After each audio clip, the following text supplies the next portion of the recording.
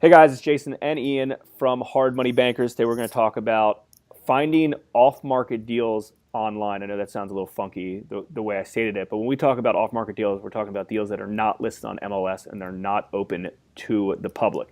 Now, for instance, an online auction may be a little bit in between. Technically it's not listed on MLS, most of these auction sites, although the general public can access them and buy them, although they don't typically do. But what we're talking about here, and I'll tell you some of the stuff that we see in our DC and Baltimore office, and Ian will kind of chime in a little bit and tell you what he sees up in Philadelphia. But we're talking about deals that some of our buyers are bringing to the table that they're either finding on Craigslist. They're going and for sale by owners. They're finding stuff on Craigslist. They're finding stuff directly through websites that wholesalers have. So a lot of wholesalers list their properties online.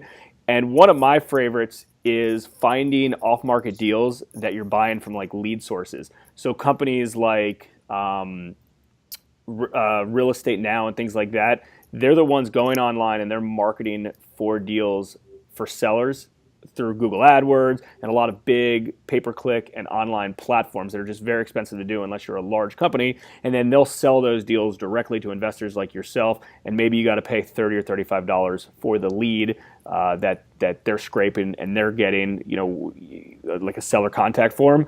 And yes, not every lead you buy is going to turn out to be a deal, but it probably will cost you, maybe hundreds of dollars or maybe $1,000 to go through 30 or 40 of their online leads that they do all the marketing for. And it's kind of a way to indirectly get a lead without going and doing the marketing yourself. Yeah, you brought up buying online leads. I mean, so something to look at and consider is, the fact that we think about our AdWords campaigns and so forth that we run for Hard Money Bankers, and that's taken thousands and thousands, if not hundreds of thousands of dollars to refine, get right, build out, and understand how to use it. Whereas you can go directly to these online lead sources that have already done that, already spent the time. You don't have to experiment with it, and you can just buy leads from them. And I remember back when we used to wholesale properties years and years ago, we used to buy a lot of leads. I still have a lot of clients now that buy leads, that get good leads and make a 10x or a 20x return on their money based on the leads they're buying. So buying those online leads is a huge deal for something you should research. I know there's, like you said, a few companies. The other thing is, yeah, absolutely, wrangle up all your local wholesalers. Every one of them that's worth their salt, and there's some good ones out there. They will have websites and they'll be posting deals. And you want to take the chance because they're doing the same thing that the lead source is doing for AdWords.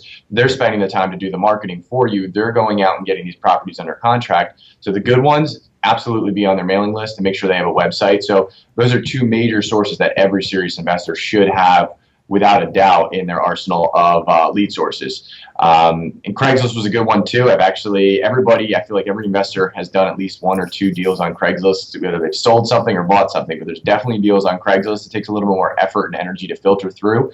But between those three things, most people could do, as many deals as they can handle in a year if they're consistent with tracking it. So that's at least been my experience with, online off-market deals. So Yep. Tricky to say 5 times fast. I agree.